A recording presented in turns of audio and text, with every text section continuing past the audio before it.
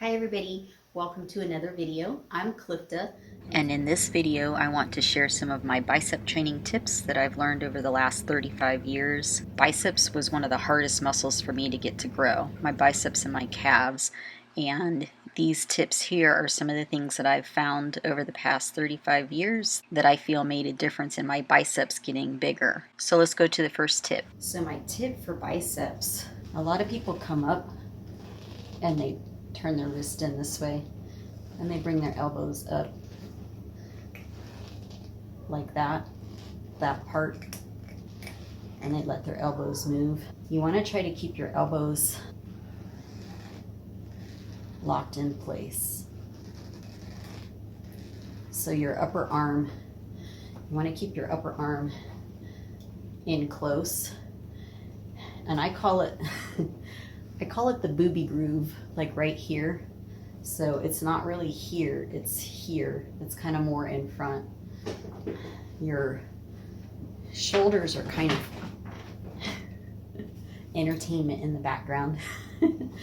Your shoulders are protracted instead of retracted. It allows you to engage your core, and then you just lock it in place. So you're standing like that to make them more perpendicular to the floor, your upper arm perpendicular to the floor.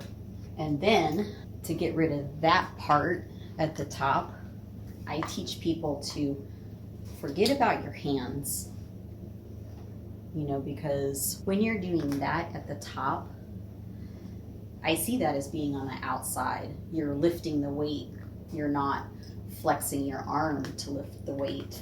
So I teach people to forget about your hand, put your focus here on your wrist. And you have to go lighter in the beginning to do this, but it teaches you how to pull from here and not just pull the weight up. So you're getting inside the muscle instead of being on the outside lifting a weight. So you use a lighter weight and you keep your hands this way. Go lighter than what you normally would. And when you come to the top, your wrists are back. So you're thinking of bringing this part right here on your wrist, this right here, you're thinking of bringing that up. So my wrist isn't going this way, my wrist is staying back. And so thinking of the wrist using a lighter weight. So this form would probably hurt your wrist if you went too heavy with it, but this is basically just to teach you how to use your arm to pull it up. You let your hands just stay back this way and you think of bringing your wrist up. You get a much tighter squeeze in your bicep at the top because the tension is still there. If you look at it this way, where your elbow is, this line that goes up this way, imagine an invisible line. As long as the weight stays on that side of the line, you're going to have tension in your bicep. The minute it comes past that line, because the elbow moves forward and the wrist goes back, there's no tension there. Now you just shifted it to your shoulder. So we need to keep that elbow back and that wrist back. Once you get the feel of what it feels like to use the bicep to curl it up, and you're not lifting a weight on the outside, you're using the bicep to flex it up, you start to get the feel of that. And then when you go heavier with a heavier weight,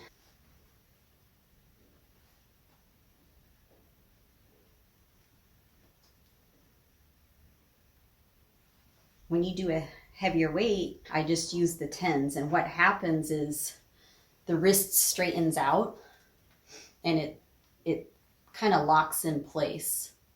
So now your wrist isn't bent back anymore, because with the heavier weight, you can't do that because it's going to hurt your wrist.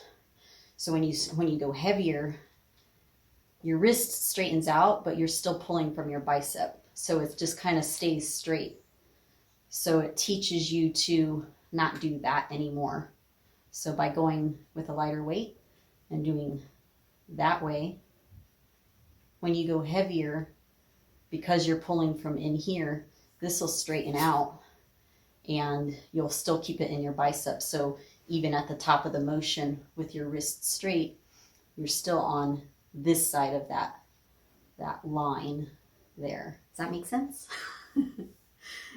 It just helps you to get more in touch with your bicep and to get a tighter contraction at the top. Because to me, I think that's another key is that contraction and squeeze at the top, you know, to get that squeeze in the muscle that you're working. That's the whole goal of, to me, of any exercise that you do is squeezing the muscle that you're working. And with curls, you're working your biceps, so you want to get that tight squeeze at the top. As soon as you lift the elbows or bend the hands back, that squeeze goes away. So your results aren't going to be as good. You're changing from the bicep to the shoulder. That little bit of shift from the bicep to the shoulder makes it less intense. So the more you can keep it just here on the bicep, the more intense it's going to be, the deeper it takes it into the muscle, and the better results and faster results you get.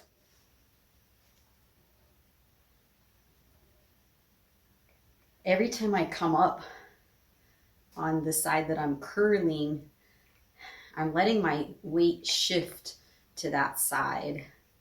And the reason I do that is because I feel like you get a better squeeze, because to me, the way I would explain it, it's like it's a more direct line to your bicep.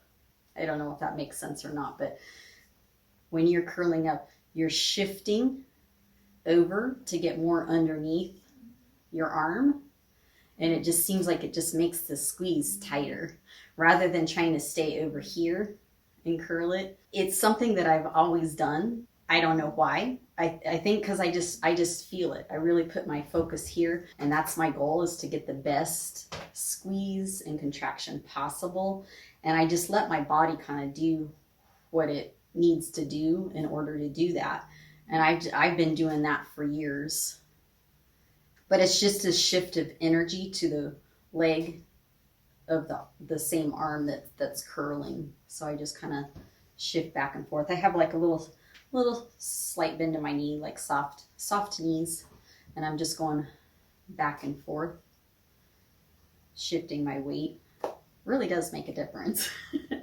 When you put your focus on whatever muscle you're working and let your body feel that muscle, the rest of your body kind of goes the way that it needs to go in order to feel what you want to feel. So I think you can put your focus on any muscle in your body that you want and just let your body move the way that it needs to move to get it. And for the curls, I'm putting my focus totally on my biceps. So I'm actually going to do another set while I'm talking. So I'm putting my focus on my bicep, and I'm moving into that squeeze. I just get a tighter squeeze when I do that. So I'm just letting my body go where it needs to go to get that squeeze.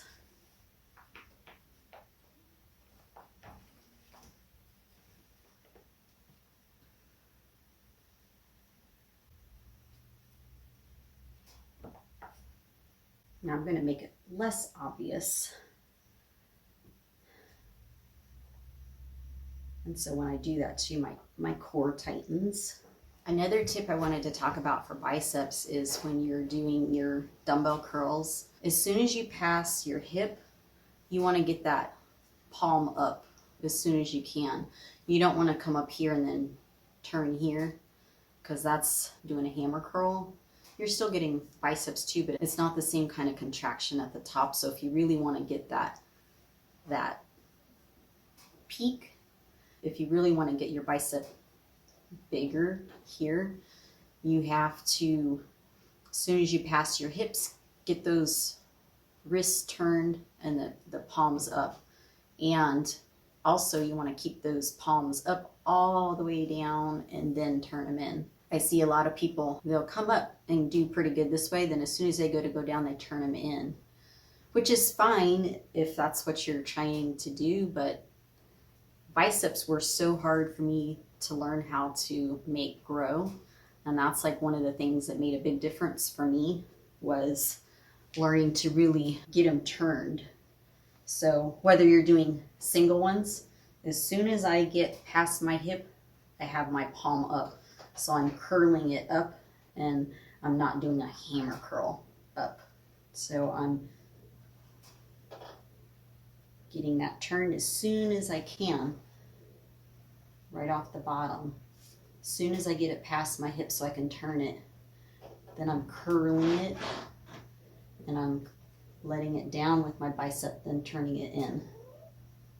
So I'm not doing this and turning just at the top and then going like that, which is okay if that's the part of the bicep that you're trying to work, because hammer curls hit your arms a little differently. I don't think those are the ones that give you that comes from, you see when I turn my wrist, how that affects your arm, right? So in order to get that, I call it kind of like etching in that line, you have to have that palm up at the top. So you can see right there how when you come up this way, but if you come up this way, see how it changes the arm? So you want to keep those palms up as much as possible, and just turn it just right at the end, right? So that's another tip for biceps. So if you liked this video, please give it a thumbs up. It's an easy way to support my channel, because I think the more thumbs up a video gets, the more it kind of gets out there. And I'm really trying to get back to my channel and build my channel. I appreciate all you guys here, and I hope you have a great day. See you in the next video. Bye-bye.